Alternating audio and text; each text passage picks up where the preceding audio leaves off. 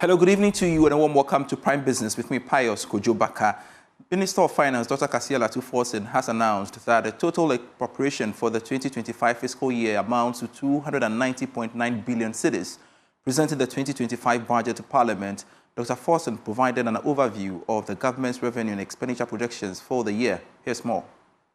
The total amount that government is seeking to spend this year represents some significant increase over what the country spent in 2024 of about 250 billion cedis. Based on this data that the Finance Minister, Dr. Tuforsen, presented in Parliament today, government is hoping to raise some 228.8 billion cedis in revenue and grants for 2025. As a result of these estimates, the country will end 2025 spending 50 billion cedis, more than what it will realize in revenue and grants. The Finance Minister has also introduced several measures that he believes will go a long way to improve Ghana's position when it comes to tax to GDP ratio. The Finance Minister will also be reviewing some of the country's financial management acts that will make more money available to government to spend in some critical sectors of the economy. Dr. Tuforsen also announced several reforms to the value-added tax to deal with what he describes as distortions.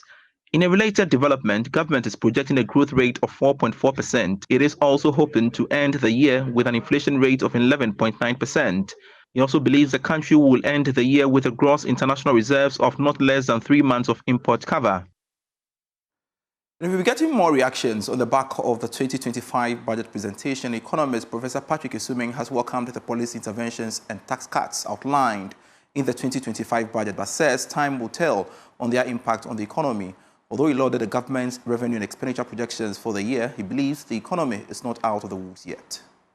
Now, I think, obviously, also within the context of the political campaign, the president and the government has been absolutely bent on making sure that the most visible and the most important elements of their campaign were fulfilled. And that's why we've seen a rollback of all those taxes that, were said. I think, in some sense, the finance minister also communicating that there's a way to do these cuts and then make up for them was also a good thing. At least it gives confidence that perhaps these cuts are here to stay.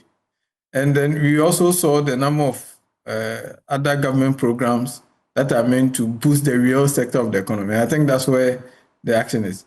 We have seen this before. I mean, having a fresh start and then reading a budget, scaling back some unpopular taxes. We did this, we saw this 8 years ago.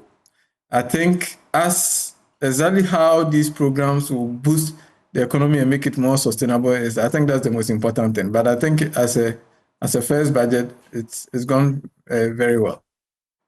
All right, so next is the business community, and they've also been reacting to the 2025 budget presentation. The Association of Ghana Industry says the tax cuts and other interventions will have an impact on the operations. Chana Mapelu is the Greater Accra Regional Chairman of the AGI. Most of our businesses are SMEs. I mean, a majority of our businesses actually, most of them have come to use e-levy as a mechanism, or have come to use mobile financial transaction as a mechanism of doing business. And so when e-levy was introduced, it impacted businesses in an extremely negative way. And that we've complained several times and asked that it's removed, because the 1% actually is not 1%. If you send money to your supplier, they take 1%. The supplier also send to his supplier 1%. So at the end of the day, it's a huge cycle of debt. But to take off the e-levies, we believe that it's really going to impact businesses positively, and also that we can now encourage more businesses to begin to use e-payment and e-transaction to do business. Mind you, the whole world is going digital, and it's important that as businesses that want to be aligned with the world, we have to also go digital. So it will have a major positive effect on our businesses. Away from the 2025 budget, Junior Achievement JA Africa, a leading organization in youth economic empowerment, has launched an initiative to equip 10 million African girls with entrepreneurship, leadership, and advocacy skills to build thriving and sustainable communities in sub-Saharan Africa. The initiative is designed to bridge the gap in economic opportunities and equip girls with skills, knowledge, and confidence needed to succeed in the global economy. More in this report. African Girls Initiative seeks to address critical challenges faced by girls and young women in Africa, which include high rates of child marriage and adolescent births, especially in West and Central Africa. To this end, Junior Achievement JA Africa has launched a campaign to raise funding and support for multiple programs aimed at empowering marginalized girls across Africa. Speaking to Joy Business, President and CEO of Junior Achievement Africa, Simi Nwogungu, said her outfit is confident that the 10 Million African Girls Initiative will have a transformative impact on the lives of millions of African girls and contribute to the continent's economic growth and development. In a world where we can no longer depend on international aid, as we see the US government is cutting international aid, so is the UK government and many other governments. And so it's time for Africa to solve its own problems. And so what we're telling them is they need to be the leaders that will go into Africa and solve Africa's problems.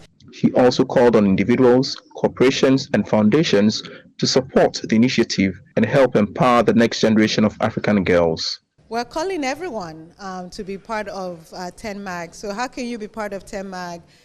You can support by donating funds. Well, of course, to reach 10 million girls, we'll probably need at least $1 billion. So no amount is too small. We'll also need technology. A lot of our programs are digital programs, and a lot of our young people in Africa don't have access to technology. So we're calling the big tech firms to donate technology, either internet access, computers, laptops, smartphones, so you can donate technology. The camp, which was sponsored by Delta Airlines, featured female volunteers from the airline and accomplished women from various industries to mentor these young girls while building in mind and skill set future success in each girl. Ronke Adebi is Director of International Government Affairs at Delta Airlines. This year, we brought in 52 girls representing 7 countries to the camp this year. This year, today, we actually announced that we increased our sponsorship to $250,000 for next year. This will allow us more access and allow us to be able to grow the camp and the types of activities and programming that we can do with junior achievement. The campaign launch coincided with the graduation ceremony of 52 girls from 7 African countries: Eswatini, Ghana, Nigeria, South Africa, Tanzania, Zambia, and Zimbabwe participated in the lead camp in Accra. The Women in Poultry and Livestock Association in the Upper East Region is advocating for equal attention and incentives for women and persons with disabilities in the livestock and poultry industry. The women called for special consideration in government interventions in the agricultural sector. Albert Sori reports. The Women in Poultry and Livestock Association, WOPOLA, is an association mobilizing women, girls, and the vulnerable to fully engage in poultry and livestock production in the Upper East Region.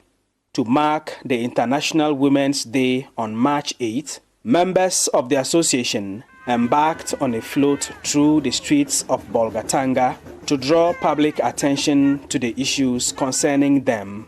The march culminated in a meeting with the Upper East Regional Minister, Donatus Akamugri, at the Regional Coordinating Council. President of the Women in Poultry and Livestock Association, Teresa Alegmia, called for equal attention and incentives for women and persons with disabilities in the livestock and poultry industry.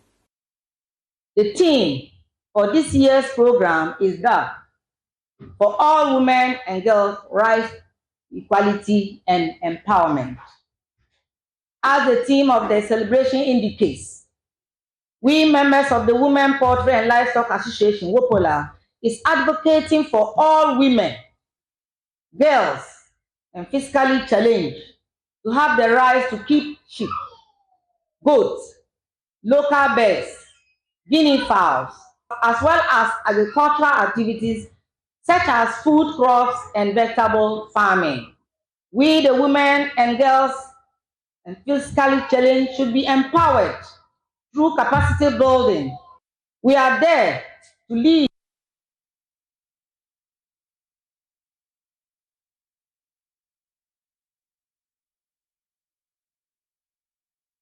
Bolgatanga Municipal Director of the Women in Agriculture Development, Felicity Adoba, highlighted the importance of women's contribution to the livestock industry. I'm sure with determination, you will transform the challenges into opportunities and tangible achievement, where you will be getting income and supplying protein for our nutrition. But I want to say that MOFA pledged to foster an environment that embraces collaboration, encourage learning, empower each of you to reach your best. We hope to work together to leverage on new technologies, innovative strategies that will help us to achieve our goals. In response to the concerns raised by the Women in Poultry and Livestock Association, Upper East Regional Minister Donatus Akamugri had this to say. Women and girls in Ghana and across the world have played pivotal roles in nurturing families, communities, and driving economic development. In spite of these immeasurable contributions, many women still face challenges such as gender-based violence, discrimination, child marriage, limited access to education, and economic disparities. These barriers must be broken down through policy reforms, community support, and collaborative efforts of all stakeholders. As a government, we remain committed to ensuring that women and girls enjoy their full rights. International Women's Day is celebrated annually on March 8 to recognize the social, economic, cultural, and political achievements of women worldwide. This year's theme was For All Women and Girls' Rights to Equality and Empowerment. The Women in Poultry and Livestock Association is calling on stakeholders to recognize the contributions of women in the sector and provide them with the necessary support to enhance their productivity. Reporting for Joy News, Albert Sorry, Bolgatanga. While longer in the agri sector, because stakeholders are calling for an increase in funding and research to improve seeds. According to Christian Foley, the interim chair of the Ghana chapter of Incorporated Society of Planters, the high cost of imported seeds often hinders smallholder farmers from acquiring enough quality seeds to boost yields, hence the need to develop homegrown solutions. Here's more from the launch of the Maiden ISP conference scheduled for May 2025. The Incorporated Society of Planters, ISP, is an association of agricultural professionals aimed at providing education, knowledge, academic qualification, and capacity building initiatives to smallholder farmers and other agricultural professionals. The activities are expected to improve the yields of cash crops like cocoa, coffee, and shea. In Ghana, the high cost of imported seeds often burdens smallholder farmers, limiting their ability to plant more and boost yields. Speaking to Joy Business at a press conference to announce the Maiden ISP conference in Ghana, Christian Foley, interim chair for the Ghana chapter, called for increased funding and improved research for developing good quality seed. Because a seed, if it's not improved, if it's not productive, it means that all your efforts come to nothing. We, as a nation, we import most of our seeds that we plant, which costs a lot of money. We hardly have enough production of our own seeds. So if that constraint can be removed, farmers or those who are interested in farming, access to seeds will be cheaper. So seed production in various areas like maize, tomatoes are not enough. How do we solve this challenge? It's to build capacity, to build infrastructure, to provide the financing to the various organizations who are responsible for seed production.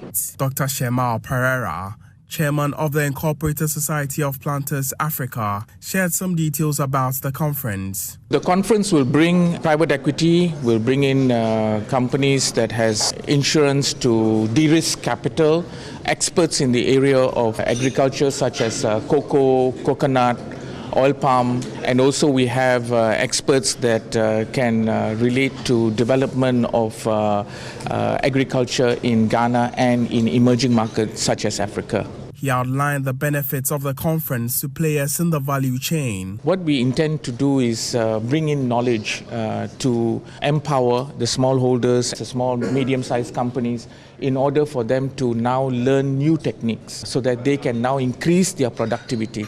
And the key here is that, if you are now producing 1 ton or 2 tons of crop, can you now double it?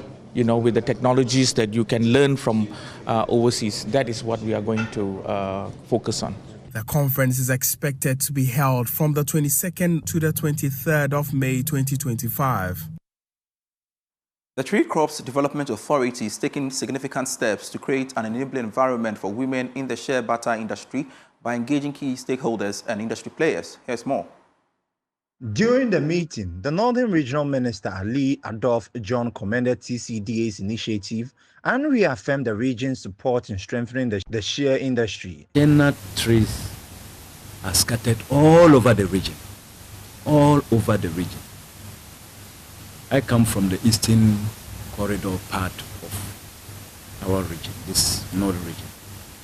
And if you go to the eastern corridor side as well, you see a lot of shea nut trees. So I want to encourage you that let's put in whatever we are supposed to put in this project. The TCDA delegation toured the Yumza Shea Butter Processing Center, a leading facility that employs over 240 women, making up 90% of its workforce. Chief Executive Officer of Yumza Shea Butter, Zakaria Adam, highlighted the impact of the initiative. I'm very happy because I never expected that he will bring himself down and come to us. We are just locals in here processing our shea butter, so we never expected such a person will come and visit us. So we are very happy and pleased with that because he has asked us of our problems. We have mentioned them to him, and he's also happy and promised that he'll be able to settle those problems for us. Acting Chief Executive Officer of the Tree Crop Development Authority, Dr. Andiose Okra, emphasized TCDA's commitment to supporting the shea industry through technical assistance, market linkages, and policy advocacy to ensure sustainable growth. In fact, I'm impressed looking at a woman and what she's doing, bringing all women together and then focusing on the production of shea. And we are in the north because we know that the shea tree is one of the strategic trees that TCDA is looking at. And after looking at the water, we decided to come to the processing section because we have them here. So what value are they added? And we have seen what she's doing, and it's impressive. And to some other stories, the Ghana National Chamber of Commerce and Industry, in partnership with the Takoradi Technical University and the Center for Business Development and Entrepreneurship, CBDE, has introduced the Ghana National Chamber of Commerce and Industry Junior Chamber and CBDE Incubator, a program designed to help young entrepreneurs turn their ideas into thriving businesses. The following report has more.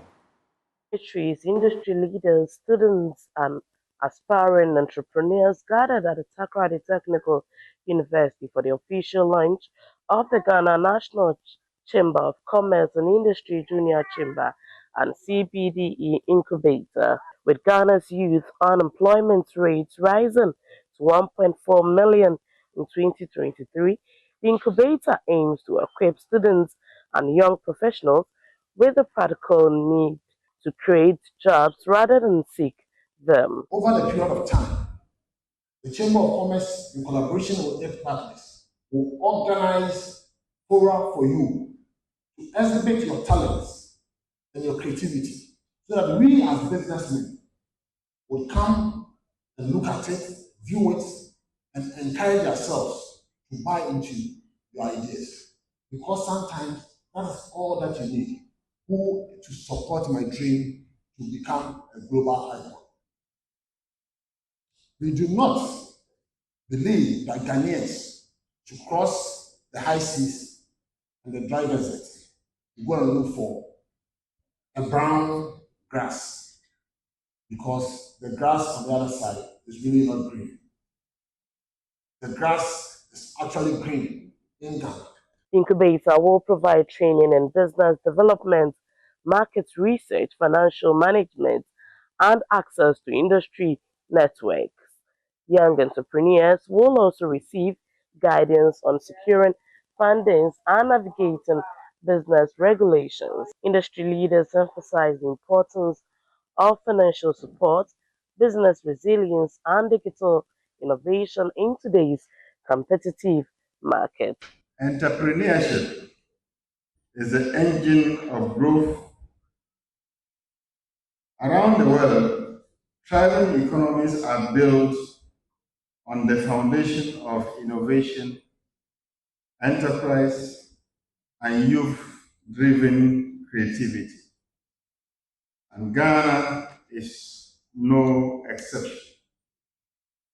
Our ability to compete globally, create sustainable jobs, and reduce youth unemployment depends on how well we empower young people with skills, knowledge, and opportunities to start and scale up businesses. With this initiative, the Ghana National Chamber of Commerce and Industry, Takoradi Technical University, and CBDE are not just shaping careers, they are shaping Ghana's economic future. The hope is that many of the young entrepreneurs trained here will go on to build businesses that will employ thousands.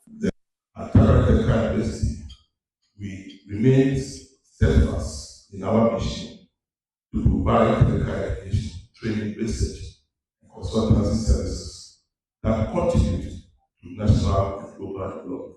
For Joy Business, in Afalia Kwanza, Western Region. The Institute of ICT Professionals Ghana has announced its readiness to collaborate with government agencies established to push ICT development. The institute is hoping a fruitful engagement will assist the government achieve most of the promises outlined in its manifesto prior to the 2024 elections.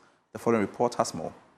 Established 8 years ago, the mission of the Institute is to mobilize all ICT professionals under one professional body to positively influence the development, standardization, and delivery of information and communication technology across Ghana. Speaking to Joy Business after the launch of the 8th anniversary of the Institute, the Executive Director, Richard Kafui Amanfo, said the group will strengthen its relationship with government to improve the spread of ICT. Current government is giving us more reason to expand, and we are looking forward to collaborate with more of these agencies coming up from government side.